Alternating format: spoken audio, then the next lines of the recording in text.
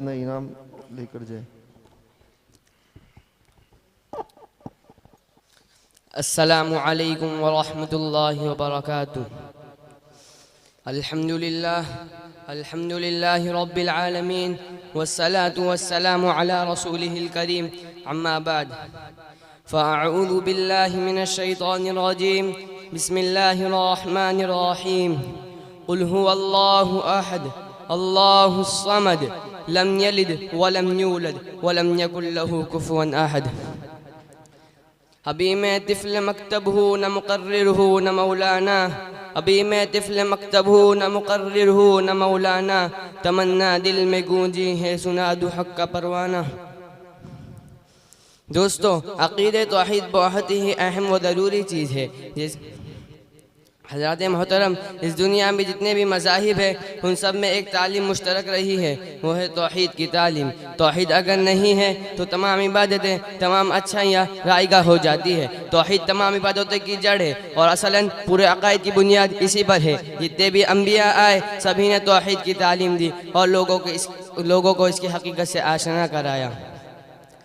हज़रात गिरामी, जब हम कुरान मजीद में गौर व फिक्र करते हैं तो हमें मालूम होता है कि मजहब इस्लाम से पहले इंसान का क्या हाल था। वो ज़मीन के ज़र्रा ज़र्रा को अपना खुदा समझता था। दुनिया ऐसी तारीकी में घिरी हुई थी कि पैगम्बर खुदा हज़रत इब्राहीम अलैहिस्सलाम का ज़ुहूर हुआ, जिन्होंने मुख्तलिफ़ पैराए से अपनी कौम को तौहीद की दावत दी और आखिर में फरमाया, इन्नी वज्जहतु वजहिया लिल्लज़ी फ़तरस समावाति वल अर्ज़ हनीफ़न व मा अना मिनल मुशरिकीन।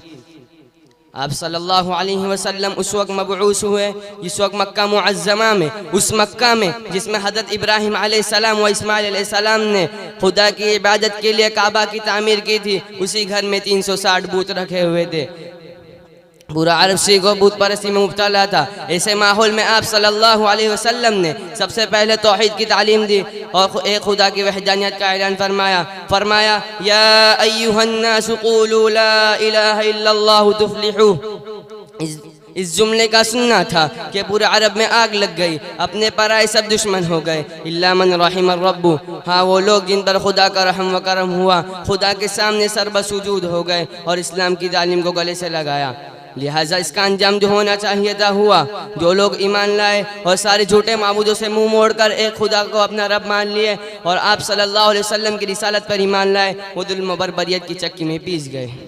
लेकिन इन मसाइब व आलाम से उनका ईमान कमज़ोर नहीं हुआ, बल्कि वो और पुख्ता हो गए और उनका ईमान निखर गया।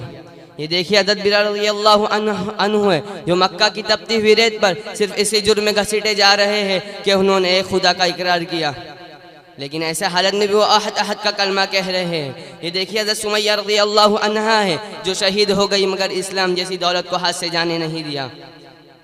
इस तरह की मिसालों से पूरी तारीख भरी पड़ी है। दोस्तों, अक़ीदा तौहीद बहुत ही अहम व ज़रूरी चीज़ है, जिसे कि मैंने पहले ही बयान किया। आप इस बात को दिल की गहराई से मान लीजिए कि दुनिया का कारोबार चलाने वाला, मारने और जिनाने वाला, किसी की बिगड़ी बनाने वाला, इज़ादा करने वाला, तकदीर बनाने वाला, पूरे दुनिया का कारखाना चलाने वाला सिर्फ एक खुदा है।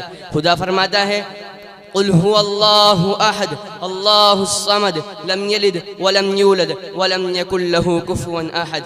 इतनी सरीह आयत के बाद भी अगर कोई शख्स है जो शिर्क करता है तो उसे चाहिए कि वो सही राह मालूम करे, इसलिए कि ये बात सच है कि शिर्क करने वाले की बख्शिश नहीं होंगी, इसलिए कि शिर्क जुल्म अजीम है। शिर्क करने का मतलब है कि आपने किसी शख्स को खुदा के मुकाबिला खड़ा किया, हालांकि ये बात अटल है कि सबको खुदा ने पैदा किया और हम सबको अपने किए का बदला क़यामत के उसके सामने देना होगा।